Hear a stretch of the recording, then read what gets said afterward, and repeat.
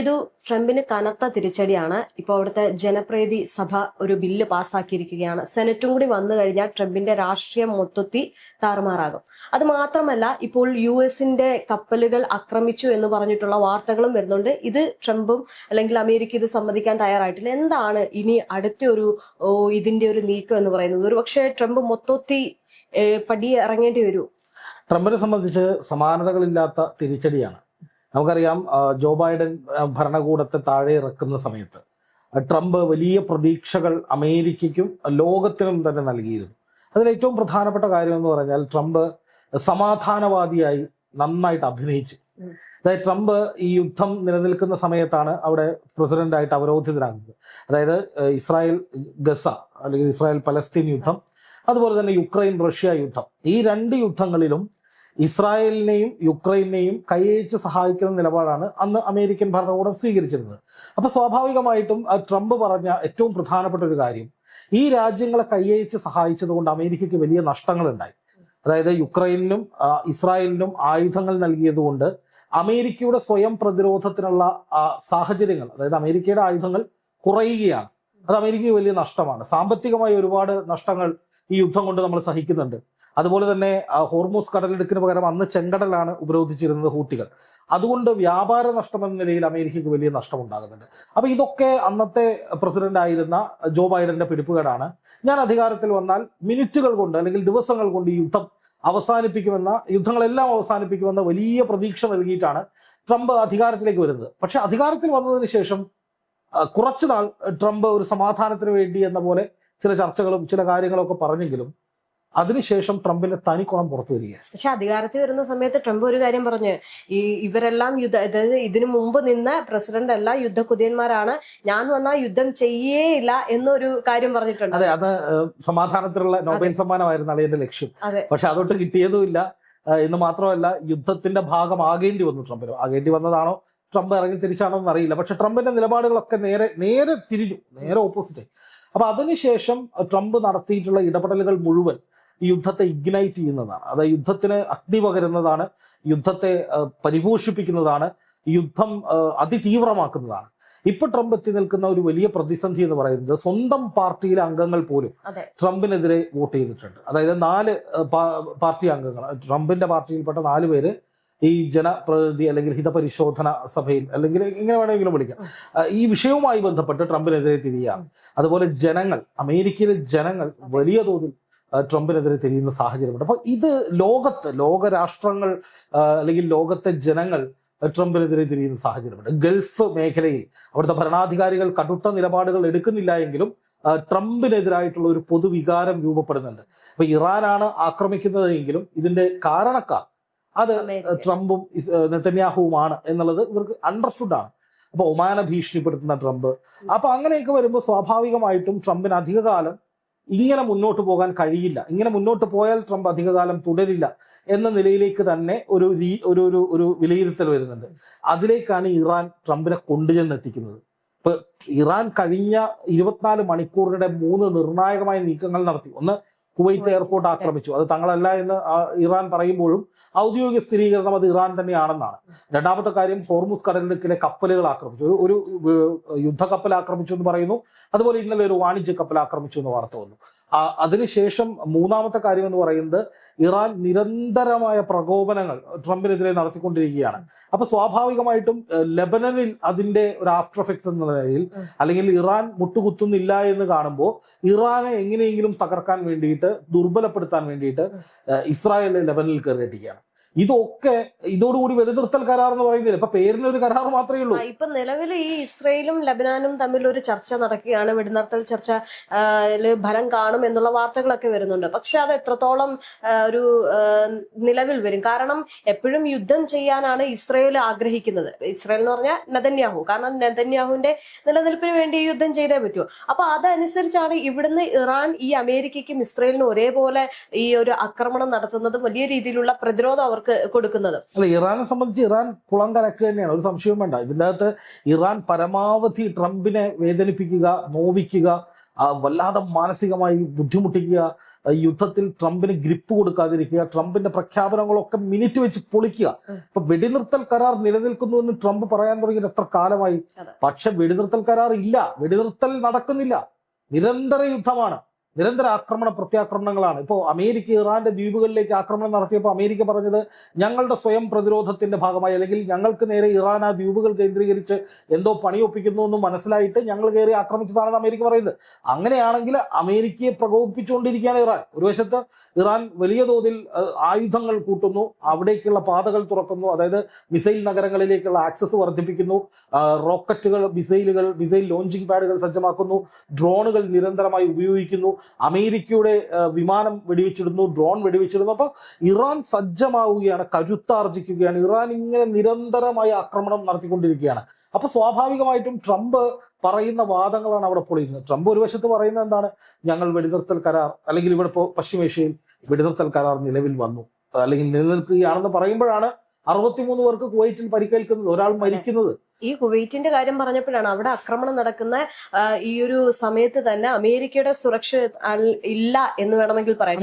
സുരക്ഷാ സംവിധാനങ്ങൾ തകർന്നു. അപ്പൊ അവിടെ ഈ സ്വന്തം കാര്യങ്ങൾ പോലും അമേരിക്കയ്ക്ക് നോക്കാൻ കഴിയുന്നില്ല. അപ്പോഴാണ് ഈ ഗൾഫ് മേഖല ഞങ്ങൾ സുരക്ഷിതമാക്കാം എന്ന് അമേരിക്ക പലപ്പോഴും പറയുന്നത്. ഇതിനിടയിൽ നമുക്ക് ഏറ്റവും കൂടുതൽ എടുത്തു പറയേണ്ടത് മലയാളികളടക്കം ഇന്ത്യയിൽ നിന്ന് ഒരുപാട് പേരാണ് അവിടെ നമുക്ക് വേണ്ടി ജോലി ചെയ്യുന്നത്, അല്ലെങ്കിൽ നമ്മളുടെ പ്രിയപ്പെട്ടവരും അല്ലെങ്കിൽ നമുക്കറിയാവുന്ന പലരും ജോലി ചെയ്യുന്നത്. പക്ഷെ ഈ ഒരു യുദ്ധം എനിക്ക് തോന്നുന്നു ഏറ്റവും ഒരു അടുത്ത ഘട്ടത്തിലേക്ക്, അതായത് ഒരു വേറൊരു തലത്തിലേക്ക് മാറിക്കൊണ്ടിരിക്കുക. അങ്ങനെയാണെങ്കിൽ പ്രവാസികളടക്കം ഒരുപാട് പേരുടെ ഒരു ജീവിതത്തെ ബാധിക്കത്തില്ലേ? കാരണം ഇതാണ് ഇതിന്റെ ഏറ്റവും വലിയ ദുരന്തം. നമ്മളെപ്പോഴും നമ്മുടെ ചാനൽ എപ്പോഴും എടുക്കുന്ന നിലപാട് യുദ്ധങ്ങൾക്കെതിരാണ്. യുദ്ധത്തിന് ഇറങ്ങി പുറപ്പെടുന്നവർക്കെതിരെ തന്നെയാണ് നമ്മൾ നിലപാട് സ്വീകരിക്കുന്നത്. അതിന്റെ കാരണം ഇത് തന്നെയാണെന്നേ. യുദ്ധം കൊണ്ട് പരിഹരിക്കപ്പെട്ട ഒരു പ്രശ്നം പറ. ലോകത്ത് ഏത് പ്രശ്നമാണ്, ഏത് വിഷയമാണ് യുദ്ധം കൊണ്ട് പരിഹരിച്ചിട്ടുള്ളത്? എവിടെയാണ് ഒരു യുദ്ധം കൊണ്ട് ഏതെങ്കിലും ഒരു വിഷയം തീർന്നതായിട്ട് നമ്മൾ കേട്ടിട്ടില്ല? ഈ യുദ്ധം ഉണ്ടാകുന്ന സമയത്ത് എപ്പോഴും വലിയ നാശനഷ്ടങ്ങൾ ഉണ്ടാവും. ഇപ്പോൾ പ്രവാസികളെ സംബന്ധിച്ച് 40 ലക്ഷത്തോളം ഇന്ത്യക്കാർ ഗൾഫ് രാജ്യങ്ങളിൽ ജോലി ചെയ്യുന്നുണ്ട്, ബിസിനസ് ചെയ്യുന്നുണ്ട്, അവിടെ ജീവിക്കുന്നുണ്ട്. അത് മാത്രമല്ല, ഈ പറയുന്ന ഗൾഫ് രാജ്യങ്ങളിൽ നിന്നുള്ള വരുമാനം അത് ഇന്ത്യയുടെ സാമ്പത്തിക അടിത്തറ വിപുലീകരിക്കുന്നതിൽ വലിയ പങ്ക് വഹിച്ചിട്ടുണ്ട്. കേരളത്തിന്റെ പുരോഗതിയിലൊക്കെ പ്രവാസി മലയാളികൾ നൽകിയിട്ടുള്ള പങ്ക് വളരെ വലുതാണ്. അപ്പം നമ്മുടെ ഇക്കണോമിയെ പോലും തകർക്കുന്ന, നമ്മുടെ നിലനിൽപ്പിനെ പോലും വെല്ലുവിളിക്കുന്ന വിധത്തിലാണ് ഈ യുദ്ധം മാറുന്നത്. എന്നിട്ടും ഇവിടെയുള്ള ആളുകൾക്ക് പലർക്കും അമേരിക്കയും ഇസ്രായേലുമാണ് അവരുടെ പരമാത്മാക്കൾ, അല്ലെങ്കിൽ അവരുടെ ദൈവങ്ങൾ. ഇവിടെയാണ് ഇവിടെ കാണുന്നത്. ഇസ്രായേൽ പ്രധാനമന്ത്രി ഗംഭീരനാണ്, ട്രംപ് ചെയ്യുന്നതൊക്കെ ശരി. ഇത് മതപരമായ ചില കാരണങ്ങൾ കൂട്ടിച്ചേർത്തിട്ട് ഈ വിഷയത്തെ വക്രീകരിക്കുകയാണ്. ശരിക്കും ഈ യുദ്ധം എന്ന് പറയുന്നത് ഇത് ട്രംപിന്റെ അവസാനം, അല്ലെങ്കിൽ ഒരു പ്രസിഡന്റ് എന്ന നിലയിൽ ട്രംപിന്റെ അവസാനം കുറിക്കുന്ന നിലയിലേക്കാണ് കാര്യങ്ങൾ പോകുന്നത്. എന്ന് മാത്രമല്ല, ഇറാൻ നിരന്തരമായി ഇങ്ങനെ നിരന്തരമായി ആക്രമണങ്ങൾ നടത്തുന്നു, പ്രതികരണങ്ങൾ നടത്തുന്നു, അമേരിക്കയ്ക്കും ഇസ്രായേലിനും മുട്ടൻ പണികൾ കൊടുക്കുന്നു. അതിനെ അതിജീവിക്കാനായിട്ട് ട്രംപ് പെടാപ്പാടുപെടുക. ഇപ്പൊ കഴിഞ്ഞ ദിവസം വന്നൊരു വാർത്ത നോക്കുക. ട്രംപ് നെതന്യാഹുവിനെ ഫോണിൽ വിളിച്ച് ചീത്ത പറഞ്ഞു എന്ന് പറയുന്നത്. എടാ, നീ അവിടെ ഇരിക്കുന്നത് ഞാൻ കാരണമാണ്, അല്ലെങ്കിൽ നിന്നെ നാട്ടുകാരെ പിടിച്ച് പുറത്താക്കിയനെ. അത് നമ്മൾ നാടൻ ഭാഷയിൽ അങ്ങോട്ടും ഇങ്ങോട്ടും ശക്തമായിട്ട് അടികൂടുമ്പോൾ ചീത്ത വിളിക്കുന്ന പോലെയാണ് ഇവർ സംസാരിക്കുന്നത്. ആ നിലയിലേക്ക് ട്രംപ് എത്തണമെങ്കിൽ ട്രംപിന്റെ മാനസികാവസ്ഥ അത്രയധികം ദുർബലമായി, അല്ലെങ്കിൽ ദോഷകരമായി എന്നുള്ളതാണ്. ട്രംപിനെ ഭ്രാന്ത് പിടിപ്പിച്ചു ഇറാന്റെ ഇപ്പോഴുള്ള നീക്കങ്ങൾ ട്രംപിനെ വല്ലാതെ പിടിച്ചുലയ്ക്കുകയാണ്. അതോടൊപ്പം ട്രംപ് ഓഫർ ചെയ്യുന്ന സുരക്ഷ, അമേരിക്കൻ വ്യോമ പ്രതിരോധ സംവിധാനങ്ങൾ, പാട്രിയോട്ട്, ആരോ തുടങ്ങിയ വലിയ സംവിധാനങ്ങളൊക്കെ ഒന്നുമല്ല എന്ന് ഇറാൻ തെളിയിച്ചുകൊണ്ടിരിക്കുകയാണ്. അമേരിക്കയുടെ കപ്പലുകൾ തകരുന്നു, അമേരിക്കയുടെ സൈനിക കേന്ദ്രങ്ങൾ തകരുന്നു, ഹോർമുസ് കടലിടുക്കിലെ കപ്പലുകൾക്ക് നേരെ ആക്രമണം നടക്കുന്നു. ട്രംപ് പറഞ്ഞ എന്താണ്? ഹോർമുസ് കടലിടുക്കിലെ സുരക്ഷ ഞങ്ങൾ ഉറപ്പുവരുത്താമെന്ന് പറഞ്ഞ ആളാണ് ഈ ട്രംപ്. എന്നിട്ട് അവിടെ ഒന്നും സ്വന്തം കപ്പലുകൾ പോലും സംരക്ഷിക്കാനായിട്ട് ട്രംപിന് കഴിയുന്നില്ല. അതേപോലെ തന്നെ നോക്കുക, ചെങ്കടൽ ഉപരോധിക്കാൻ പോവുകയാണെന്ന് ഇറാൻ അടുത്ത പണി വെക്കുകയാണ്. ചെങ്കടൽ ഉപരോധിച്ചാലുള്ള അവസ്ഥ എന്താ നമ്മൾ കണ്ടതാ. ചെങ്കടലും ഹോർമുസും ഒന്നിച്ച് ഉപരോധിച്ചാലുള്ള അവസ്ഥ അതിഭീകരമായിരിക്കും, ഭയാനകമായിരിക്കും. അത് വ്യവസായ മേഖലയാണ്. ഈ ചെങ്കടൽ എന്ന് പറയുന്നത് വ്യവസായ മേഖലയെ ബാധിക്കുന്ന, യൂറോപ്യൻ രാജ്യങ്ങളിലേക്കൊക്കെയുള്ള ഒരുപാട് കമ്പണൻസ്, ബിസിനസ്, വാഹന വിപണി അടക്കമുള്ള ഒരുപാട് മേഖലയിലേക്കുള്ള ചരക്ക് ഗതാഗതം നടക്കുന്ന ഒരു മേഖലയാണ്. അപ്പം ഈ ചെങ്കടൽ അടച്ച സമയത്ത് ഇവിടെ കാറൊക്കെ ബുക്ക് ചെയ്യാൻ ചെല്ലുമ്പോൾ പലപ്പോഴും കാർ ഡീലർമാർ പറഞ്ഞിരുന്നൊരു കാര്യം, ചിപ്പ് ക്ഷാമമുണ്ട്, സെൻസറുകൾ കിട്ടാനില്ല. ഈ യുദ്ധം നടക്കുന്നതുകൊണ്ട്, അല്ലെങ്കിൽ ഈ കപ്പലുകൾ പോകാത്തത് കൊണ്ട് പല വാഹന നിർമ്മാണ കമ്പനികളും അവരുടെ പ്രൊഡക്ഷൻ പോലും നിർത്തിവെക്കേണ്ട സാഹചര്യം വന്നു. ഇസ്രായേലിലേക്ക് നിരവധി കമ്പനികൾ അന്ന് അടച്ചുപൂട്ടേണ്ട സാഹചര്യം ഉണ്ടായിരുന്നു. അപ്പൊ അങ്ങനെയൊക്കെ നോക്കുമ്പോൾ ഈ ചെങ്കടലും കൂടി ഉപരോധിക്കുന്ന നിലയിലേക്ക് പോയാൽ ട്രംപിന് മുഴുഭ്രാന്താവും. കാരണം ഇതിന്റെ മുഴുവൻ ഉത്തരവാദിത്വം ട്രംപ് തന്നെ പറയണം. ഇതിനൊക്കെ മറുപടി ഉപരോധിക്കാൻ കൂടുതൽ ഹിസ്ബുള്ള ഹൂത്തികളും കൂടി വരും. ഹൂത്തികളാണ് അതിന്റെ മെയിൻ. ഹിസ്ബുള്ള എന്ന് പറയുന്നത് ആ സമയത്ത് ഹൂത്തികളെ സപ്പോർട്ട് ചെയ്യുന്ന രീതിയിൽ ഇസ്രായേലിലേക്ക് ആക്രമണം നടത്താം, ഇസ്രായേലിന് നേരെ നിരന്തരമായി ആക്രമണങ്ങൾ നടത്താനുള്ള ശേഷി ഹിസ്ബുള്ളയ്ക്ക് ഉണ്ട്. പക്ഷെ അപ്പോഴും ഞാൻ പറയുന്നത് ഇത് കൈവിട്ട കളിയാണ്, കൈവിട്ട കളിയായി. ഇത് വളരെ പെട്ടെന്ന് ഈ യുദ്ധം അവസാനിക്കും. ട്രംപ് പറയുന്ന പോലെ ഒരാഴ്ച കൊണ്ടൊന്നും ഈ യുദ്ധം അവസാനിക്കാൻ പോകുന്നില്ല. ഇപ്പൊ ട്രംപ് ഒരാഴ്ച കൊണ്ട് യുദ്ധം അവസാനിക്കും എന്ന് പറഞ്ഞ് 2 ദിവസം കഴിഞ്ഞ്, ഇനി 5 ദിവസമാണ് ബാക്കി. പക്ഷേ ഈ ഓരോ ദിവസം കഴിയും തോറും ഇറാൻ ആക്രമണങ്ങൾ കൂടുതൽ കടുപ്പിക്കുകയാണ്, യുദ്ധം വ്യാപിപ്പിക്കുകയാണ്, പല പല മേഖലകളിലേക്ക് വ്യാപിച്ചുകൊണ്ടിരിക്കുകയാണ്. അപ്പൊ അത് നമുക്ക് നൽകുന്ന വ്യക്തമായ സൂചന എന്ന് പറയുന്നത് ഈ യുദ്ധം അങ്ങനെയൊന്നും തീരാൻ പോകുന്നില്ല എന്നുള്ളത്. അപ്പോ ഇതുപോലെ തന്നെ ഈ ഒരു യുദ്ധം തുടങ്ങിയ സമയത്ത് ഇറാന്റെ ഭാഗത്തുനിന്ന് നമ്മൾ കണ്ടിട്ടുള്ളത് സാധാരണ ജനങ്ങളിലേക്ക് ആ ഒരു യുദ്ധം എത്തുന്നില്ല എന്നുള്ള രീതിയാണ്. കഴിഞ്ഞ ദിവസം ഈ യുദ്ധത്തിന്റെ ഏറ്റവും കൂടുതൽ അല്ലെങ്കിൽ ആ ഒരു പുതിയ തലത്തിലേക്ക് എത്തി എന്നതിന്റെ ഒരു സൂചനയായിരുന്നു കുവൈറ്റിലെ ഈ ഒരു ആക്രമണം എന്ന് പറയുന്നത്. ഇന്നത്തെ വാർത്ത പരിശോധിക്കുമ്പോൾ അതിൽ ഒരാൾ കൊല്ലപ്പെട്ടു, ഒരു ഇന്ത്യക്കാരൻ കൊല്ലപ്പെട്ടു, 60 പേർക്ക് പരിക്കുകൾ ഏറ്റിട്ടുണ്ട്. അതിൽ 8 പേരുടെ നില ഗുരുതരമാണെന്നാണ് പറയുന്നത്. അപ്പൊ അത്രയും തലത്തിലേക്ക് ഈ ഇറാന്റെ യുദ്ധം എത്തി നിൽക്കുമ്പോൾ വീണ്ടും അമേരിക്ക ഈ ഒരു പ്രശ്നത്തില് ഒരു വലിയ രീതിയിലുള്ള സമ്മർദ്ദത്തിലേക്കാവുകയല്ലേ. കാരണം കുവൈറ്റ്, അതുപോലെ സൗദി അറേബ്യ, ഈ പറയുന്ന ഗൾഫ് മേഖലകളെല്ലാം നേരത്തെ തന്നെ അമേരിക്കയുടെ കാല് പിടിച്ച് പറഞ്ഞാണ് ഈ യുദ്ധത്തിലേക്ക് പോകരുത്, ഇറാന്റെ ഭാഗത്തുനിന്ന് പിന്നീട് ഉണ്ടാകുന്ന പ്രത്യാക്രമണം എത്രത്തോളം വലുതായിരിക്കും. കാരണം അവരുടെ സമ്പദ് വ്യവസ്ഥ ഇതിനു മുമ്പ് ഇറാന്റെ ഭാഗത്തു നിന്ന് ആക്രമണം നടന്നിട്ട് സൗദി അറേബ്യക്കൊക്കെ വലിയ രീതിയിലുള്ള സാമ്പത്തിക നഷ്ടം ഉണ്ടായിട്ടുണ്ട്. അപ്പൊ ഇതൊക്കെ വെച്ചുകൊണ്ടായിരുന്നു ഇവര് എപ്പോഴും ഈ ട്രംപിനെ ഇക്കാര്യം പറഞ്ഞുകൊണ്ടിരിക്കുന്നത്. പക്ഷേ കഴിഞ്ഞ ദിവസം അങ്ങനെയല്ല, കളി മൊത്തത്തിൽ മാറുന്ന രീതിയിലായിരുന്നു. അങ്ങനെയാണെങ്കിൽ ഈ വരും ദിവസങ്ങളിൽ ഏത് പറഞ്ഞതുപോലെ തന്നെ ഇനി 5 ദിവസം കൂടിയുണ്ട്. ഈ 5 ദിവസങ്ങളിൽ ഇറാന്റെ പോക്ക് എങ്ങോട്ടേക്കായിരിക്കും? ഒരു പക്ഷേ ഇറാന്റെ പോക്ക് ഉറപ്പാണ് ഇത് രൂക്ഷമാക്കുക തന്നെയാണ്. കാരണം ഇറാനെ സംബന്ധിച്ച് ഇറാൻ ഒറ്റ ആവശ്യമേ ഉള്ളൂ, തങ്ങളെ പരിഗണിക്കുക, ഞങ്ങളുടെ അവകാശങ്ങൾ സംരക്ഷിക്കുക, തങ്ങൾക്കുണ്ടായ നാശനഷ്ടങ്ങൾ പരിഹരിക്കുക, തങ്ങൾക്ക് നഷ്ടപരിഹാരം നൽകുക, തങ്ങളുടെ അധികാരത്തിലേക്ക്, പരമാധികാരത്തിലേക്ക് കടന്നു കയറാതിരിക്കുക. അതായത് ഈ യുദ്ധത്തിന് മുമ്പ് എന്തൊക്കെയാണോ ഇറാൻ ചെയ്തിരുന്നത് അത് സ്വതന്ത്രമായി ചെയ്യാൻ ഇറാൻ അധികാരം കൊടുക്കുക.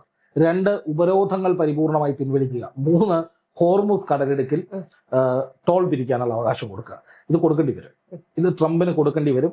ഇസ്രായേലിനെ നിരുപാധികം പിന്മാറേണ്ടി വരും. ചുരുക്കി പറഞ്ഞാൽ ഇറാനെ തകർക്കാൻ ഇറങ്ങി പുറപ്പെട്ട്, ഇറാന്റെ ഭരണമാറ്റം ആഗ്രഹിച്ച് ഇറങ്ങി പുറപ്പെട്ട്, ഇറാന്റെ സ്വത്തുക്കൾ തട്ടിയെടുക്കാൻ ഇറങ്ങി പുറപ്പെട്ടവർ ഇറാനെ കൂടുതൽ കൂടുതൽ കരുത്താർജിക്കുന്ന വിധത്തിലേക്ക് തള്ളിവിട്ടിരിക്കുകയാണ് എന്നുള്ളതാണ് ഇതിന്റെ ഏറ്റവും സിമ്പിളായിട്ടുള്ള കാര്യം. അതായത് ഇറാനെ അംഗീകരിക്കാതെ യുദ്ധം അവസാനിക്കില്ല. ഇറാൻ പറയുന്നത് അംഗീകരിക്കുന്നിടത്ത് യുദ്ധം അവസാനിക്കും. ഇറാൻ പറയുന്നതെല്ലാം ഇറാന്റെ പുരോഗതിയിലേക്ക്, ഇറാൻ ഒരു വലിയ ശക്തിയാകുന്നതിന് വേണ്ടിയിട്ടുള്ള കാര്യങ്ങളാണ്. ഇപ്പോൾ പല വാർത്തകളിലും നമ്മൾ കാണുന്നത് വർഷങ്ങൾ വേണ്ടിവരും ഇറാൻ അവരുടെ സ്ട്രക്ചർ റീബിൽഡ് ചെയ്യാൻ എന്നുള്ളതാണ്. ആ സ്ട്രക്ചർ റീബിൽഡ് ചെയ്യുന്നതിനപ്പുറത്തേക്ക് ഇറാൻ ഒരു വലിയ സാമ്പത്തിക ശക്തിയായി വളരാനുള്ള ഒരുപാട് സാധ്യതകൾ ഇപ്പോഴും അവശേഷിക്കുന്നുണ്ട്. അതാണ് ഇറാൻ ഫോക്കസ് ചെയ്യുന്നത്. അതായത് ഹോർമുസിൽ ടോൾ പിരിക്കാൻ തുടങ്ങിക്കഴിഞ്ഞാൽ ഇറാൻ അത് വലിയ മുതൽക്കൂട്ടാകും. അതുപോലെ ഉപരോധങ്ങൾ നീക്കിയാൽ അവർക്ക് അന്താരാഷ്ട്ര വിപണിയിൽ എണ്ണ വിൽക്കാൻ കഴിയും. അത് വലിയ തോതിൽ അവർക്ക് ഇക്കണോമിക്കലി ഉയർന്നു വരാനുള്ള സാധ്യതയുണ്ട്. അതിലൂടെ അവർക്ക് അവരുടെ തകർന്നു പോയ സ്ട്രക്ചറുകൾ അതിവേഗത്തിൽ പുനഃസ്ഥാപിക്കാൻ കഴിയും. പിന്നെ ഇറാന്റെ ആണവ കേന്ദ്രങ്ങൾ പൂർണ്ണമായി തകർന്നു, ഇറാന്റെ ആയുധശേഖരമില്ല, ഇതൊക്കെ വെറുതെ പറയുന്നതാണ്. ഇറാനെ സംബന്ധിച്ച് ഇറാന്റെ ഭൂമിശാസ്ത്രപരമായ പ്രത്യേകതകൾ വെച്ച് ഇറാൻ എപ്പോഴും പർവ്വതങ്ങൾക്കടിയിൽ, മലമടക്കുകൾക്കിടയിലൊക്കെയാണ് ഇവരുടെ പ്രധാനപ്പെട്ട കേന്ദ്രങ്ങൾ ഉണ്ടാവുക. ഒന്നും പറ്റിയിട്ടില്ല എന്ന് ഇറാൻ പറഞ്ഞിട്ടുണ്ട്. അപ്പൊ അതുകൊണ്ട് തന്നെ ഒന്നും ചെയ്യാൻ ആർക്കും കഴിയില്ല. പക്ഷെ ഈ പറയുന്ന ഫിസിക്കൽ ഡാമേജ്, വ്യവസായ കേന്ദ്രങ്ങൾ തകരുന്നു, അല്ലെങ്കിൽ എണ്ണ കേന്ദ്രങ്ങൾ, സംഭരണശാലകൾ തകരുന്നു, ഓയിൽ റിഫൈനറികൾ തകരുന്നു, അങ്ങനെയുള്ളതൊക്കെ ഇറാന് റീബിൽഡ് ചെയ്യാൻ വളരെ വേഗത്തിൽ കഴിയും. ഈ പറയുന്ന നിർദ്ദേശങ്ങൾ അമേരിക്ക അംഗീകരിച്ചാൽ അതിലേക്കാണ് കാര്യങ്ങൾ പോകുന്നത്. എന്തായാലും ട്രംപ് ഇറാനെ ഇനിയും വെല്ലുവിളിച്ച് പ്രകോപിപ്പിക്കാൻ ഇറങ്ങി തിരിച്ചാൽ അത് ട്രംപിന് തന്നെ കൂടുതൽ തിരിച്ചടി. അതുകൊണ്ടാണ് ഇപ്പോൾ ട്രംപ് വളരെ വളരെ സൂക്ഷിച്ച് ഇടപെടുന്നത്. അല്ലെങ്കിൽ ഇതുപോലൊരു ആക്രമണം ഉണ്ടായാൽ ട്രംപ് മിനിറ്റ് വെച്ച് അല്ലെങ്കിൽ മണിക്കൂറുകൾക്കുള്ളിൽ ഇറാനിലേക്ക് ശക്തമായ പ്രത്യാക്രമണം നടത്തേണ്ടതാണ്. ഇപ്പോൾ ഇറാന് സ്ട്രക്ചറൽ ഡാമേജ് ഉണ്ടാകുന്ന വിധത്തിൽ, ഇറാന്റെ തന്ത്രപ്രധാന കേന്ദ്രങ്ങൾ തകർക്കുന്ന വിധത്തിലേക്ക് അമേരിക്ക ഇപ്പോൾ പോകുന്നില്ല. കുറേ നാളുകളായിട്ട് അത്തരത്തിലൊരു ആക്രമണം ഉണ്ടാകുന്നില്ല. അപ്പം അതിന്റെ അർത്ഥം എങ്ങനെയെങ്കിലും ഒരു സെറ്റിൽമെന്റിലേക്ക് ട്രംപ് ശ്രമിക്കുന്നു എന്നുള്ളത് തന്നെയാണ്. അപ്പോൾ ആദ്യം ചെറിയ ചെറിയ കാര്യങ്ങൾ മുന്നോട്ട് വയ്ക്കും, ഇറാൻ ഒന്നും അംഗീകരിക്കുന്നില്ല. ഏറ്റവും ഒടുവിൽ ഇറാന്റെ മുഴുവൻ കാര്യങ്ങളും അംഗീകരിക്കുന്ന നിലയിലേക്ക് തന്നെ കാര്യങ്ങൾ എത്തും.